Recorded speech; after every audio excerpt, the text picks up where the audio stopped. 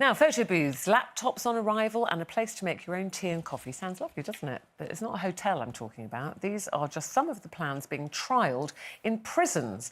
Now, the aim is to reduce reoffending rates, but do you think that will work? Or some people are saying we're just being too soft on inmates and prisoners now. What do you reckon? Do you think they should have a bit more luxury in their lives? Yeah, just give them everything they want.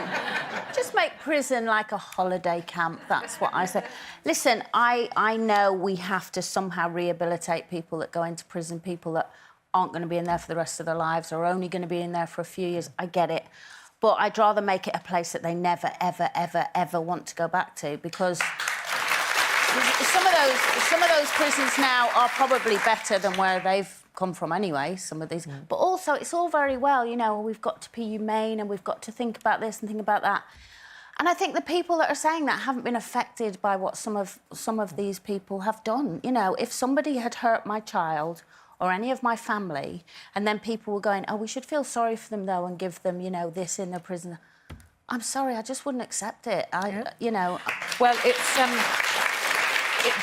This has come from a government-funded study. It costs £600,000, and it's a report by Yvonne Dukes. She's a professor of criminology, and she's saying that if you treat people more humanely, don't just call them prisoners, call them, you know, men or women, or this is in a male prison at the moment, the trial, that actually they will feel that they're getting a little bit more respect and therefore respond to the rehabilitation that they're being offered. So that is what they're saying. And this is being trialled. This is a rehabilitation prison for low-risk Category C offenders, you know, so we're not talking about kind of mass murderers.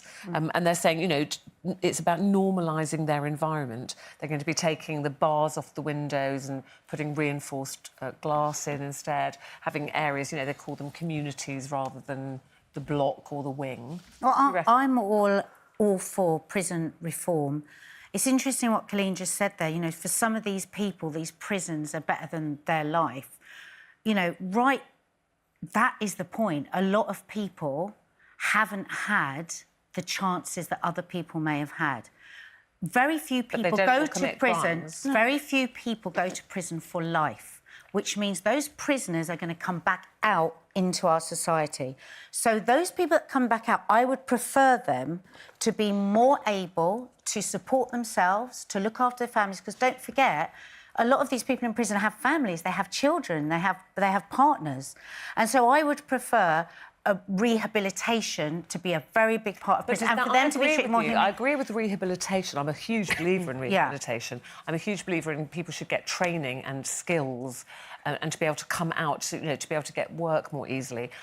But I look and go, well, why do they need a television in their room to do that? Why do they... You know, I think it's about routine. It's about... For me, I think your liberty to be taken away from everything is the punishment.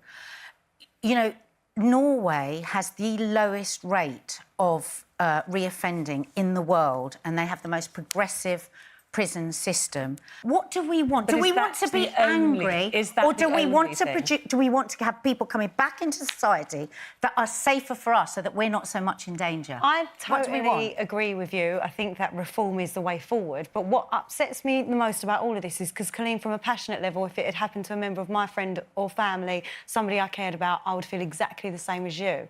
But we're happy to spend millions and hundreds of thousands of pounds into reforming our prisons, but we take money away from our police, money away from our education system, money away from our NHS. So these people that are offending are living on the breadline, are living in circumstances worse off than prison. It's poverty. Are living in so the money should be dealt there. I feel like we should be really putting a lot of effort into the areas that need it most, in schools, in education. In the first place. Exactly, so that we don't have this whole cycle. Let's clear up the problem in prison. But, Stacey, what about the children of that prisoner? So a lot of people have taken umbrage with the fact that there's going to be... No, hang on, let me just finish. A lot of people have taken umbrage with the fact that there's going to be, for instance, photo booths, Right, who actually is that for? That is actually for the people that are visiting that prison. That child didn't create the crime. And if you're going to rehabilitate and treat that person like a human being, are they then not going to be able to come out and be a better father and not have another generation of people offending? You cannot put 600 grand into a prison reform without sorting out the problems at the baseline, because then we need those to do prisoners... both. I agree.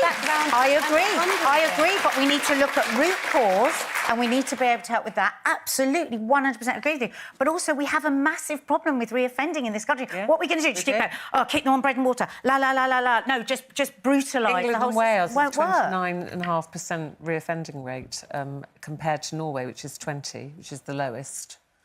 America is 77%. And American reoffending prisons, rate, and their they should be prisons are ashamed horrendous. how they treat Horrendous. people. They still have the death penalty. At the moment, Nadia, Yeah. nobody agreeing with you. That's No, well, not I to say know they that. It's not to say they won't, because, you know, no, you've got some very good points. Rachel says prisons shouldn't be easy. It should be a time for them to reflect on their crimes, and they should hate it so much they don't want to return, which is pretty much what you said, Colleen. Anne says the punishment should be a deterrent and should fit the crime. They need to get used to hard labour. We just cosset them all too much. Samantha says, I've been to worse holiday camps. In fact, I think I shall forget everything I ever thought about prison being a punishment. It's sounding better than any retirement home I've seen. I find it so frustrating because these people are coming back into society. We want better people, more able to look after themselves and their families than we sent in.